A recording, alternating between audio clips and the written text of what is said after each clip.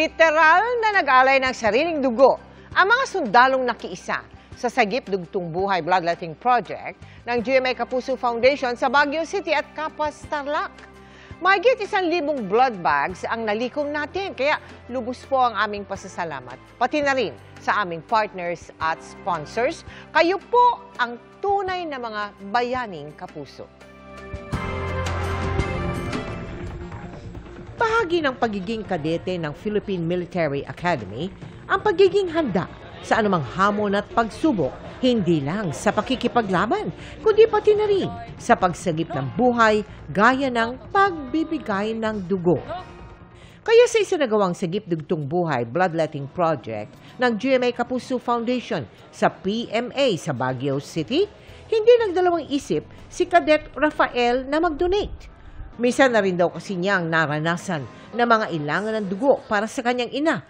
It is my way of giving back as I would like to help those children that love their parents from that. They do not want to lose. I'm very happy and I'd like to congratulate them for their sacrifice. Parang in a small way na nakapag-donate sila ng dugo to help save lives. Towards the latter part of the year, kailangan din talaga that we fill the kakulangan sa dugo.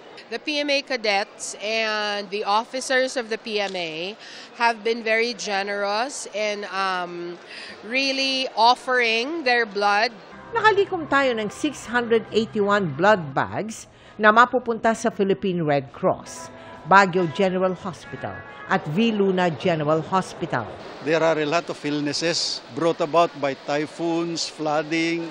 Alam mo, all these calamities, all these emergencies require additional blood bank. Nakisaya rin sa ating proyekto ang ilang sparkle artists. Nagsagawa rin tayo ng bloodletting project sa Training and Doctoring Command ng Philippine Army sa Capas, Tarlac. Bilang bahagi ng kanilang 72nd anniversary at nakalikom tayo ng 434 blood bags. Nagbigay din tayo ng mga gamot at vitamins. Sa mga nais namang makiisa sa aming mga proyekto, maaari po kayo magdeposito sa aming mga bank account or magpadala sa Cebuana Luwilier. Pwede ring online via GCash, Shopee at Lazada. Mga kapuso, sa darating na Huwebes at Biyernes, biyahing Sarangani, Davao Occidental po ang GMA Kapuso Foundation para maghatid ng tulong sa mga naapektuhan ng magnitude 6.8 na lindol.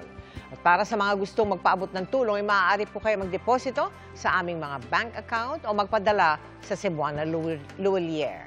Pwede ring online via GCash, Shopee at Lazada.